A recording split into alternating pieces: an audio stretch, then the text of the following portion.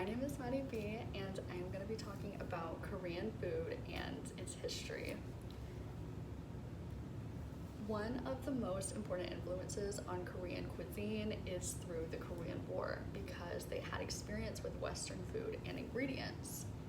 After the armistice was signed, a lot of the Koreans were very poor, and so they used ingredients from the American army bases in Seoul, and they mixed it with what they had at their house. So Korean food is all about innovation and making something new out of what they have. And it's not just influenced by food from America, it's also influenced by other countries around them and far away. One of the most famous dishes that comes from an international influence is budae-jjigae, which is a soup that combines American ingredients and Korean ingredients. So it has foods like Spam and hot dogs and American sliced cheese, but it's also mixed with things like ramen and kimchi and gochujang, and they've made something completely new out of combining ingredients from both cultures. Another thing is Korean barbecue.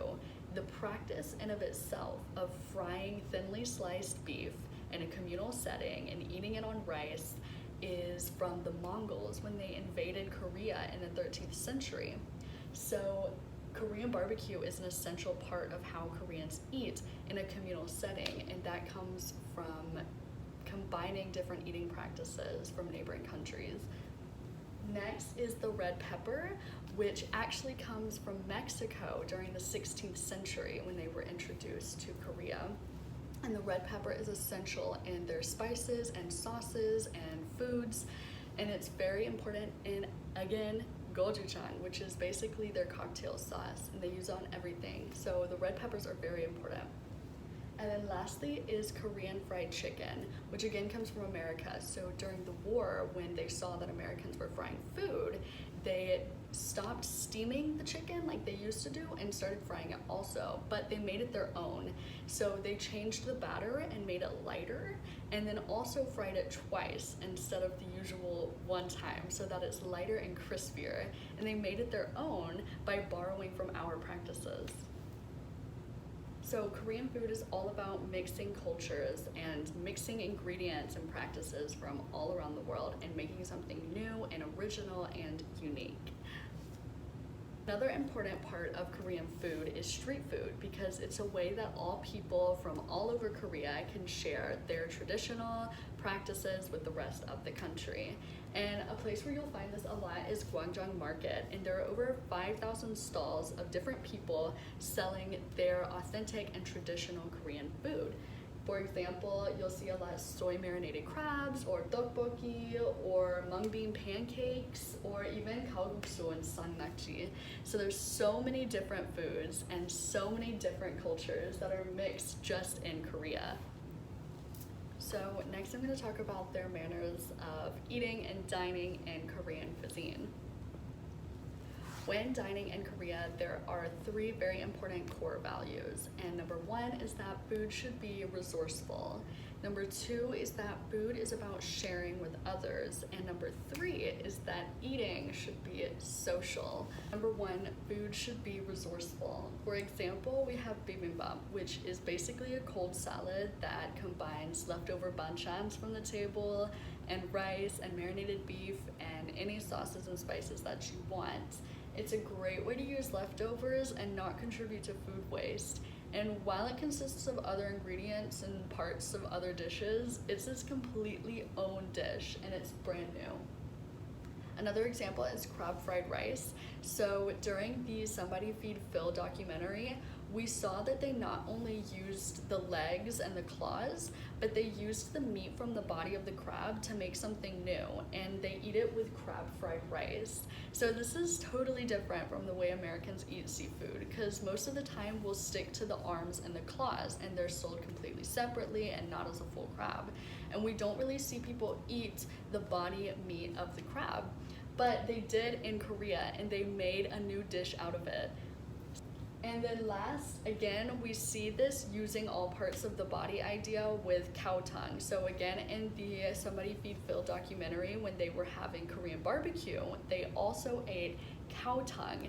And that's not very common in America because we mainly stick to the muscles and the meat of the body, not the internal organs. So it's not common for us to eat tongue, but they are resourceful and they use all parts of the body when they're dining.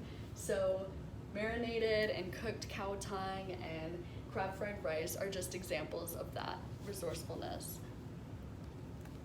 So number 2, we have communal eating. And communal eating is essential in Korean dining because eating is all about sharing the food with those around you. And we see this a lot with Korean barbecue because there's a center frying pot and you're able to fry multiple different types of thinly sliced meat like bulgogi, chadol, samgyeopsal, dakgalbi, different types of meats from different animals, and you're frying them with everyone around the table. And you can also put a bunch of different banchans inside and make different dishes with different ingredients. And so banchans are another way that we see communal eating because they're all centered around the table for everyone to eat together at the same time. This is basically the main principle and core meaning behind communal eating in Korean cuisine. The order in which you eat is not as important as sharing the food with those around you. So the most important thing is to involve the people in your life around the table with you to share food with them and spend time with them. And we see this a lot in social settings. The drinking culture is insanely important for the social life and the social aspect of eating and dining in South Korea. So it's important to note that drinking is not just about socializing with friends and family, it's also important for professional settings as well because it's a way to make bonds and work together and get to know each other at the same time. So here is a picture of friends drinking together and then also a picture of the president of South Korea drinking with his working buddies. So it's very important in both types of environments. And the 2 most important drinks in South Korea are soju, which is a clear spirit that's made from rice, and then also makgeolli, which is more of a yeast fermented, milky, alcoholic drink. So they're different, but they're both very popular, especially with one of the important dining experiences in South Korea, which is chimek, and that is when you eat fried chicken with beer. But it comes from the words chicken and makgeolli, which is chicken and alcohol, like the makgeolli alcohol. So chimek comes from those 2 things combined. So they're very important in their dining practices, socializing practices, and eating. All aspects of Korean dining is drinking culture very essential. So this is the end of my presentation, and the most important things to take away is that Korean food is influenced internationally by other eating practices, other cultures, other ingredients. It's a conglomeration of different flavors from all around the world. And not only is it innovative, but it's also very resourceful. They use different ingredients from other dishes and do not waste their food. They use all parts of the body when they're eating meat, and they eat very communally. This is so important in things like Korean barbecue and also getting to know people in social settings like with drinking culture. So all of these things are so important in making up what Korean food and what Korean dining is. Thank you.